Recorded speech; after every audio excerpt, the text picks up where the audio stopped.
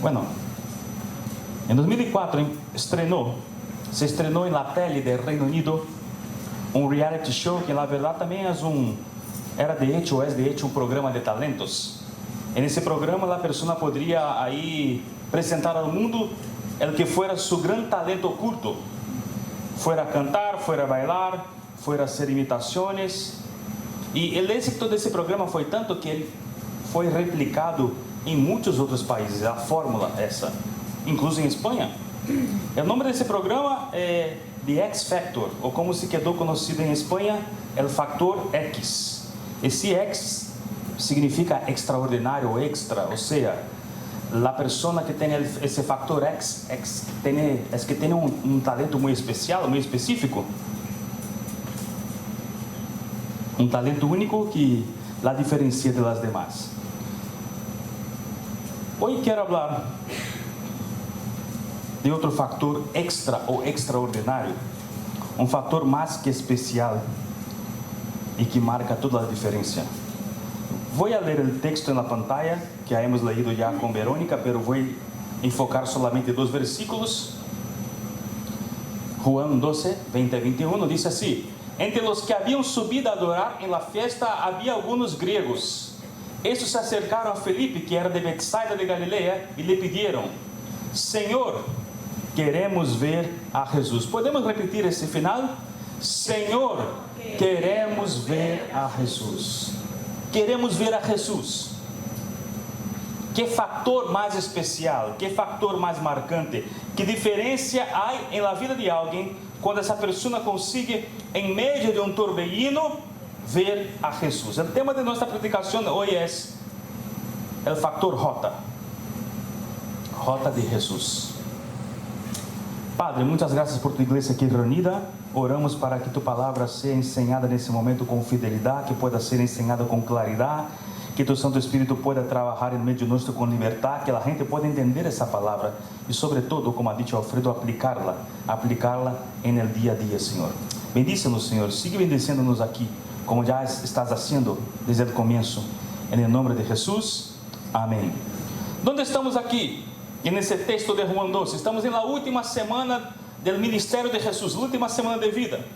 Si volvemos al capítulo 11 de Juan, vamos a ver el texto ahí en Betania de la resurrección de Lázaro. Si avanzamos al capítulo 13, el capítulo posterior, vamos a ver la última cena de Jesús, donde también encontramos el lavapiés. Y aquí, esse capítulo 12 es un capítulo de transición. Comienza con Jesús siendo ungido en Betania. Después, entre los versículos 12 y 19, Juan nos cuenta la entrada triunfal de Jesús en Jerusalén. Y nos dice Juan que la gente ahí en Jerusalén había escuchado lo que había sucedido en Betania. La gente sabía, la gente que estaba allí en la entrada de Jerusalén, que esperaba a Jesús, sabía lo que había pasado en Betania. O sea, la gente sabía que Jesús había resucitado a Lázaro. Por eso había tanta expectativa por ver a Jesús. Y después de la entrada triunfal de Jesús, ahí montado en un burrito, para que se cumpliera la profecía, Juan nos ofrece este texto que hemos leído. Es Jerusalén, es la semana de la Pascua, la más importante fiesta para los judíos. La ciudad santa recibe todos los años miles y miles de visitantes que vienen para vivir la fiesta en sus propias carnes. Y Juan aquí entonces va a hablar de algunos de esos visitantes, que tenían una característica muy especial. ¿Por qué? Porque no eran judíos, eran gentiles, eran griegos. No sabemos de dónde venían. Dice el texto que ellos habían ido a Jerusalén a adorar. O sea, es muy posible que aunque no fuesen judíos, o más bien se habían convertido al judaísmo, no sabemos, o al menos tuviesen temor a Dios, ao menos estavam buscando a Dios de Israel. Pero la verdad, habían subido a la fiesta para adorar. Estando ahí, sabiendo que Jesús estaba ahí, se acercaron a Felipe, uno de los 12 discípulos, y hicieron a Jesús una petición. Señor, en la señal de respeto a Felipe, llamaron a Felipe de Señor. Señor, queremos ver a Jesús. Dice la gente que si uno va a Roma, hay que ver al Papa. Bueno, he ido a Roma 2 veces, no he visto al Papa. Pero si uno va a Roma, seguro querrá ver al Coliseo y la Fontana de Trevi E se é espanhol e vai a Roma, querrá ver a Piazza de Espanha.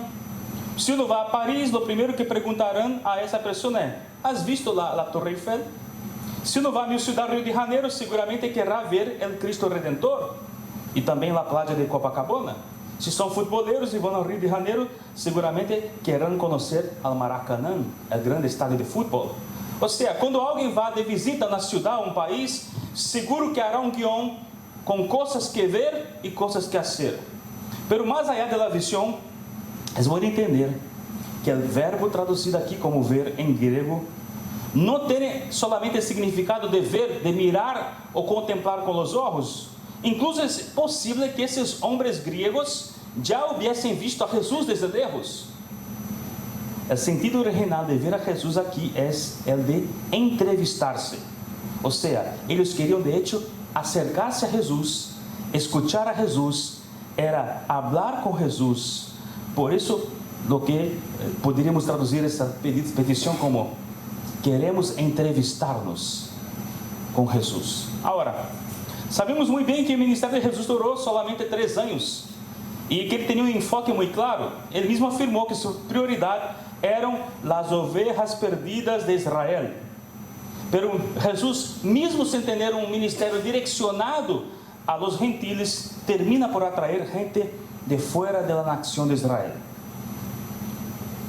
He leído alguns comentaristas bíblicos na preparação dessa predicação e eles dizem e coincidem que esses homens gregos que querem ver a Jesus de alguma forma representam a todos nós outros, brasileiros, espanhóis, cubanos, venezuelanos, argentinos, nós outros que não somos judios, somos gentiles, pero que de alguma forma fomos alcançados por la graça de Deus. Queremos ver a Jesus, dijeron ellos. E seguimos com o texto, no verso 22, diz que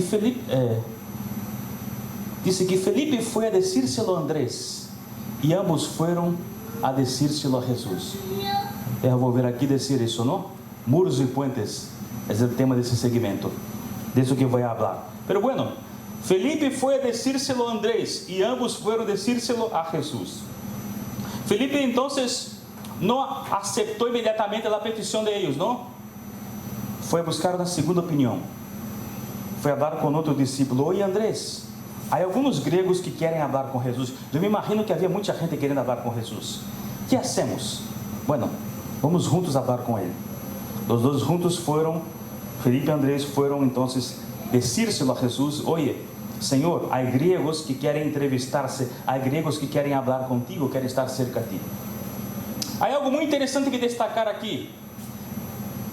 É que entre os 12 apóstolos de Jesus, os 12 apóstolos, solamente 2 tinham nomes gregos. E são justamente os 2 que aparecem nesse episódio. Aunque fossem judios, Felipe e Andrés tinham nomes gregos. Não é impossível pensar que os gregos se acercam a Felipe justamente por isso, porque tinha um nome grego, porque vieram em Felipe aí alguém mais cercano a eles, alguém que a lo mejor servira de puente hasta Jesus, por el simple hecho de ter um nome grego. Ao final foi o que passou. Felipe e Andrés serviram de puentes para que aqueles homens se acercassem a Jesus. Ao final, os gregos puderam ver a Jesus, a lo mejor entrevistar-se com Jesus. E quando em seguida Jesus empieza a predicar, que estão nos versículos que vêm depois, además dos judios, também estavam esses homens gregos, cerca a Jesus, escutando a predicação de Jesus. E isso aconteceu por quê? Porque é que esses homens gregos, ao final, estavam sentados a los pés de Jesus, escutando-lhe. Isso passou porque Felipe e Andrés foram puentes que acercaram esses homens a Jesus. O que se pide de cada um de nós outros, meus irmãos, discípulos de Jesus, é que seamos puentes. O que Jesus quer de cada um de nós outros é que seamos puentes e não muros. A vez em que Jesus mais se enfadou com seus discípulos foi quando eles quiseram impedir que os ninhos se acercassem a Jesus. Jesus se enfadou muito com seus discípulos. Por quê? Porque eles actuaram como muros, não querendo deixar que os ninhos se acercassem a ele.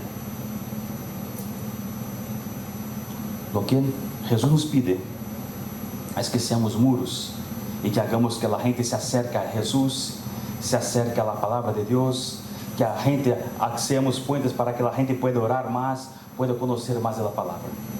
Importante decir eso, porque vivimos em um mundo de muros. Hoje vivimos em um mundo de muros, um mundo polarizado, crispado, onde cada vez mais se erigem muros. Basta mirar as notícias na tela, não necessito aqui dizer nenhuma específica. Todas as semanas, cada vez menos se construem puentes. A gente se divide, só em termos de exemplos, entre esquerdas e direitas, entre conservadores e progressistas, entre nacionalistas e independentistas, seja em Brasil, seja em Espanha, seja em Estados Unidos. Para onde miramos, vemos muros e mais muros. Muros que han destruído amistades, muros que han separado padres e hijos. Há padres que não falam com seus hijos, hijos que não falam com suas madres. Muros que estão destruindo igrejas. Há igrejas que estão sendo destruídas por falta de empatia, por falta de compreensão e por falta de diálogos, especialmente desde que a política se ha metido no meio da igreja. Em alguns casos, se han formado igrejas para conservadores e igrejas para progressistas. Espaços onde a ideologia política define mais que a própria fé em Cristo.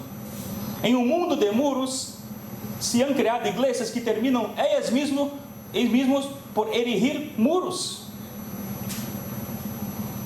E me pergunto, foi para isso que Jesus morreu? Foi para isso que Jesus instituiu a igreja? Estou seguro de que toda essa mescla de igreja com política, toda essa crispação, não passa de uma estratégia de Satanás para destruir a igreja desde dentro. Nos acordemos de lo que o próprio Jesus nos ensinou: uma casa dividida contra si mesmo não pode permanecer.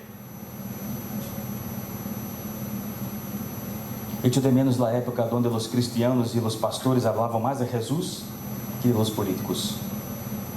Que os hermanos em suas redes sociais compartilham versículos e canções bíblicas e não os bulos criados para desinformar e dividir.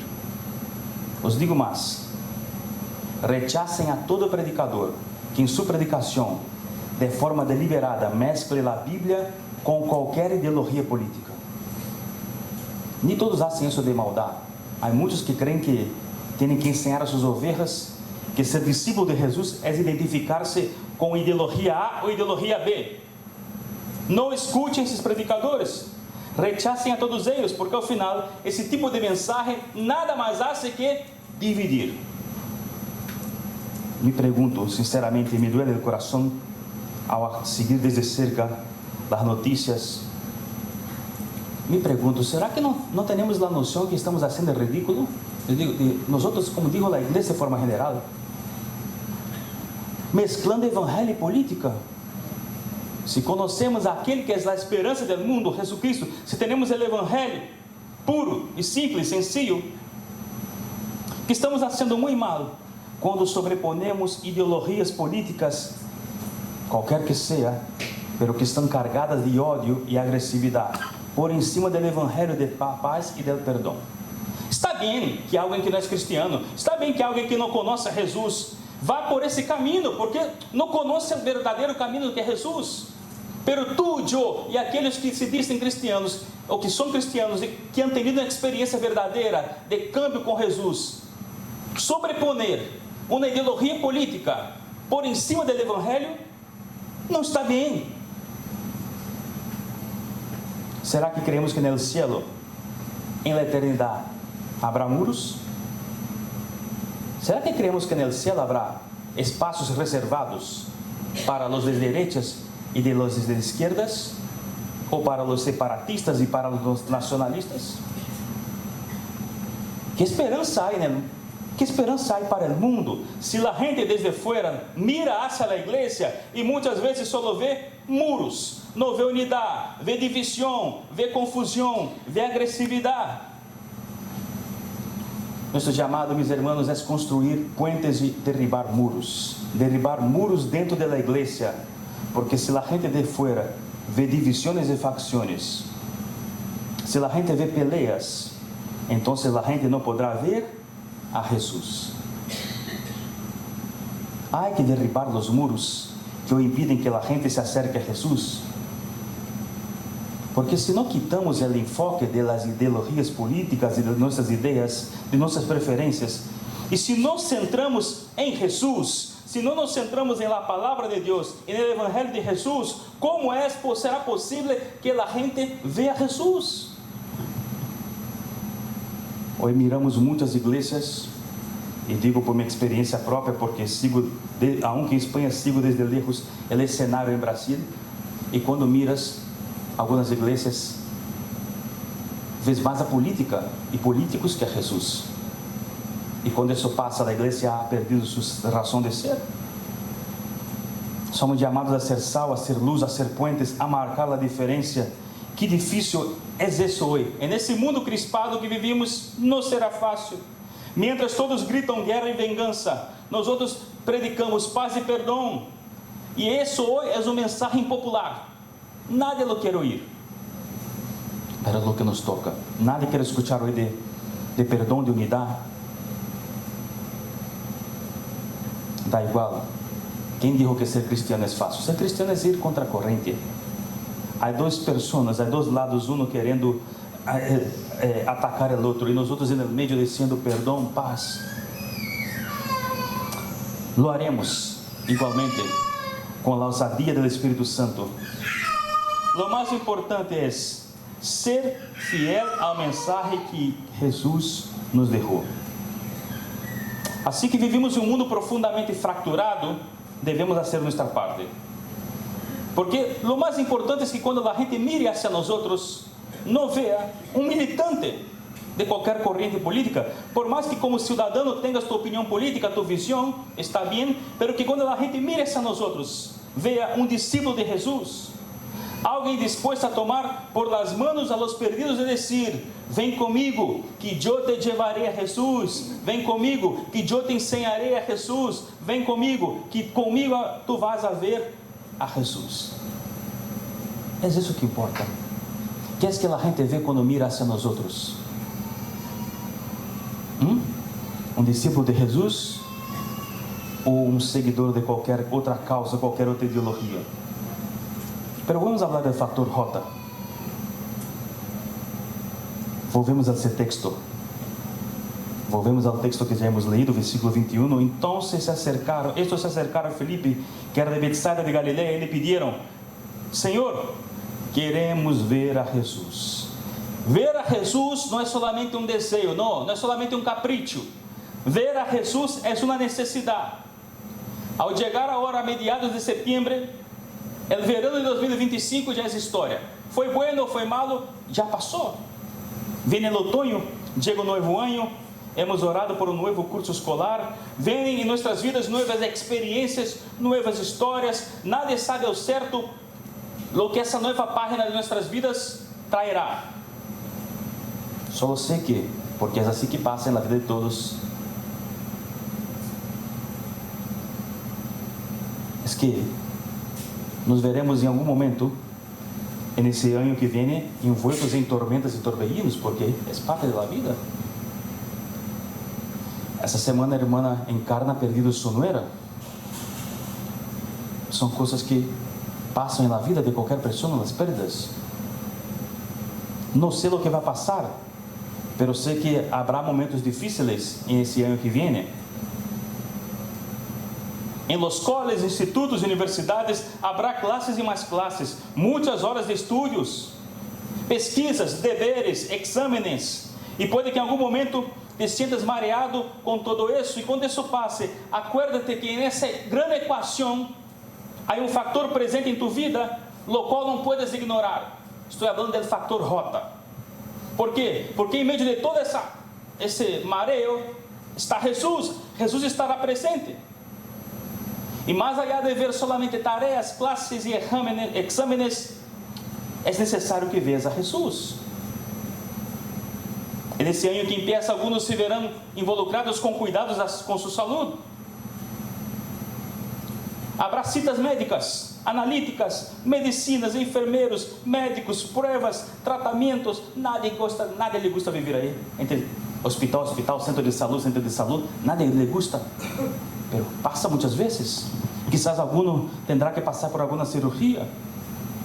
Y en medio de ese torbellino de cosas será muy fácil perderte. Pero cuando estés ahí, acuérdate que en medio de todo eso hay un factor diferencial en tu vida. El factor J. Jesús estará ahí, pendiente de ti. Y más allá de ver solamente a médicos, medicinas analíticas, es necesario que veas a Jesús. En este año, a lo mejor muchos tendrán que lidiar con trámites de papeles. Habrá documentos y más documentos que juntar, gestoría, abogados, tasas a abonar, a lo mejor citas presenciales en la extranjería. Todo eso puede envolverte en una nube de ansiedad, ¿no? Una nube de ansiedad. Pero no ves solamente as citas de papeles, no. Porque aí, más allá de citas de papeles, está o fator mais importante de tu vida, o fator J. Jesucristo, el que marca a diferença, estará aí com os braços abertos para abraçar-te. Esse ano nos trairá em la igreja muitas responsabilidades. Habrá classes que preparar, habrá ensaios, habrá reuniões administrativas, habrá cultos. Pode que em algum momento te sientas ahogado por las responsabilidades com a igreja, pero acuérdate que por encima de ensaios, reuniões e cultos está o factor J, porque se hacemos todo isso na igreja de Jesus e não conseguimos ver a Jesus, todo isso que hacemos se vuelve em um sinsentido. E aqui eu digo algo para aclarar. É verdade que eu he usado factor J como uma questão de estilo para dar um tema à predicação, pero por supuesto que Jesus é muito mais que um factor. Jesus é todo e todo é de Ele. Se Jesus fora solamente um factor, dentre tantos fatores em nossas vidas, se Jesus fora solamente um objeto, como um cinturão de segurança que te ajuda em momentos pontuais, ou se Ele for uma pastilha que te ajuda em momentos de enfermidade, já seria bueno Jesus. Pero Jesus é muito melhor que isso. Jesus não é um mecanismo de segurança. Jesus não é uma medicina para uma enfermidade, porque mecanismos de segurança podem falhar, medicinas podem não curar, pero Jesus é muito mais que isso. Jesus é uma persona, Jesus é um amigo, Jesus é meu salvador, Jesus não me abandona, Jesus não falha, Jesus sempre está aí. Se lo veio, Ele está aí. Se não lo veio, Ele sigue estando aí igual. Pero mis hermanos, nosso novo reto, novo, antigo, é de sempre, pero nessa nova etapa, em meio de tudo aquilo que vendrá, em tudo aquilo que há de envolver nossas vidas, em meio das tormentas e torbellinos, em meio a tarefas e enfermidades, em meio a los impuestos e facturas que pagar, nosso reto é uno: poder ver a Jesus. Porque quando vemos a Jesus, tudo cobra sentido. E mesmo quando não entendemos, temos paz. Porque em Jesus somos fortalecidos para seguir adelante. Se miramos solamente nas circunstâncias, podemos incluso perder a esperança, pensando que tudo o que vemos é todo o que há.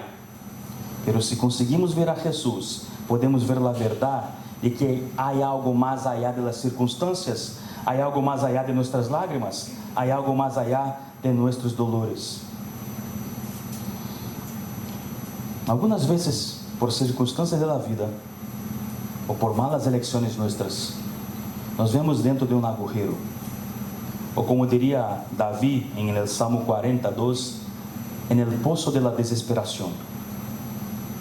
E quando estás em um agujero, em um poço, muitas vezes não vês nada, não vês salida, não vês futuro. Miramos as circunstâncias e são malas, miramos a los demás, não encontramos apoio, miramos hacia nós outros, nos vemos débiles, sem forças para reaccionar.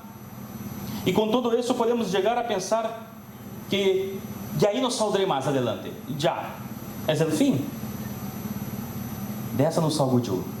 Isso é desesperação, como diria Davi. Não sei se hoje estás metido aí a correr um poço. Não sei se estás aí por uma situação da vida, ou por um equívoco tuyo.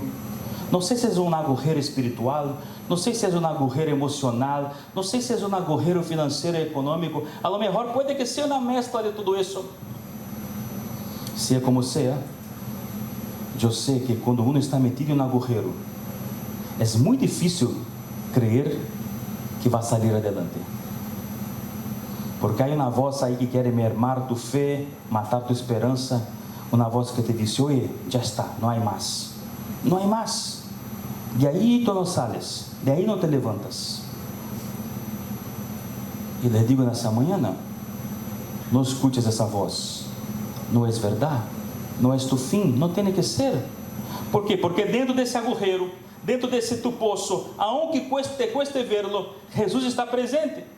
E como Jesus está aí, há salida, há esperança, há que seguir creyendo, não se pode tirar a toalha, há que seguir creyendo, ¿por qué? Porque com a graça de Deus, com o amor de Jesus, uno sempre pode remontar, sí se pode.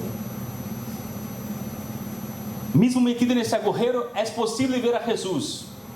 Pero pastor, eu não consigo vê-lo, eu não vejo nada. Se não puedes vê-lo, então podrás sentir-lo.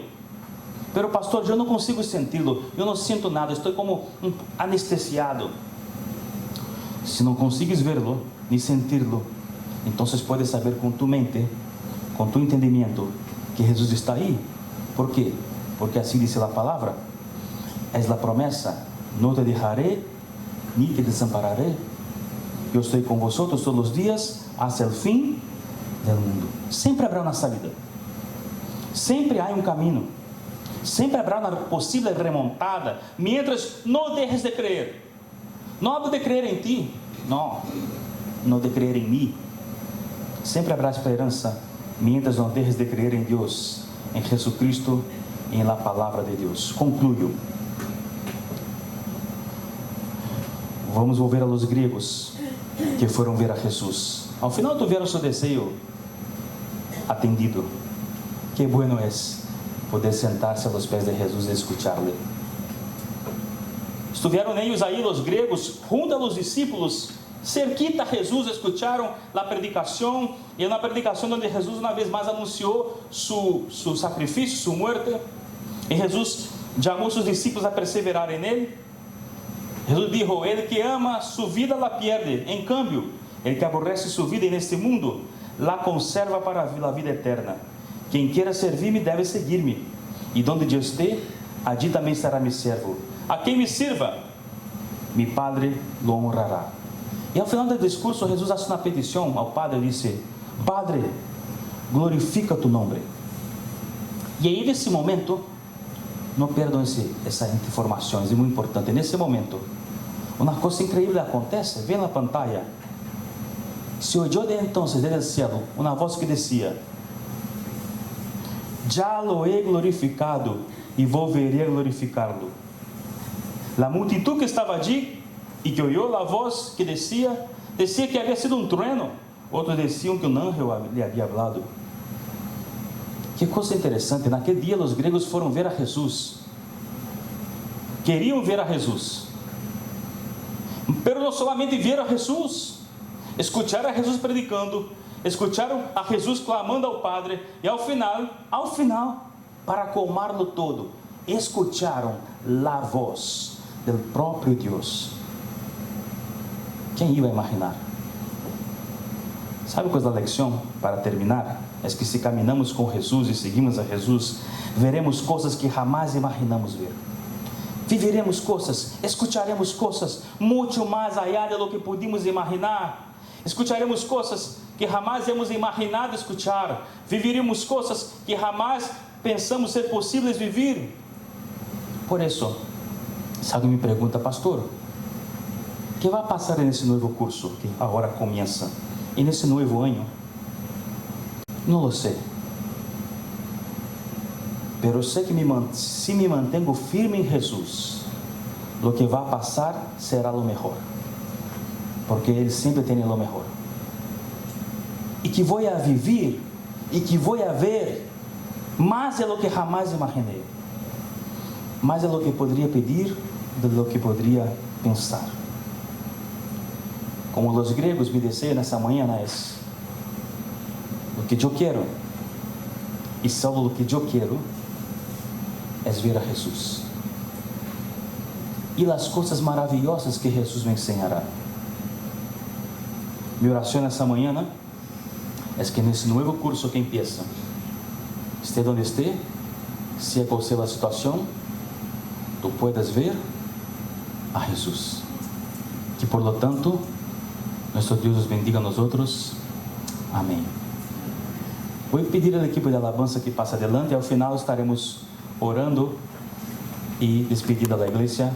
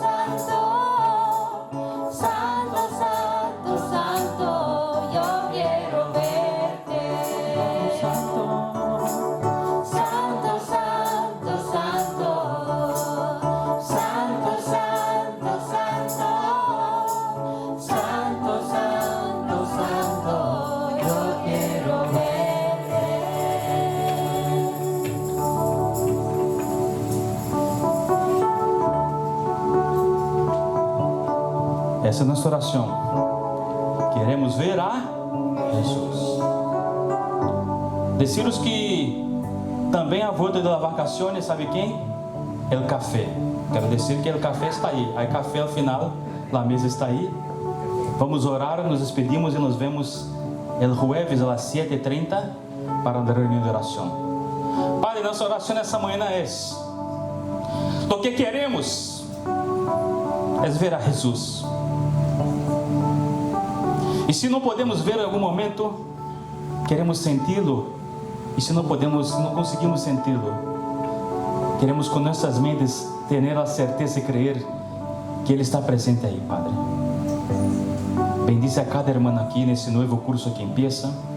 Só Tu sabes os retos que cada um tem por delante, as lutas, as dificuldades. Cubre cada um, cada família com Tu mano, Padre. Protege a cada família aqui. Que nenhuma dessas pessoas aqui se perda, Senhor. É o que pido, Padre. O que mais te pido é que a graça de nosso Senhor Jesucristo, o amor de Deus, o Eterno Padre, e que a comunhão, as consolações do Espírito Santo de Deus, se com todo o povo de Deus aqui reunido em Carlé, e também com todo o povo de Deus reunido, esparcido sobre a face da terra, hoje e por todo sempre. Amém. Deus os bendiga, meus irmãos.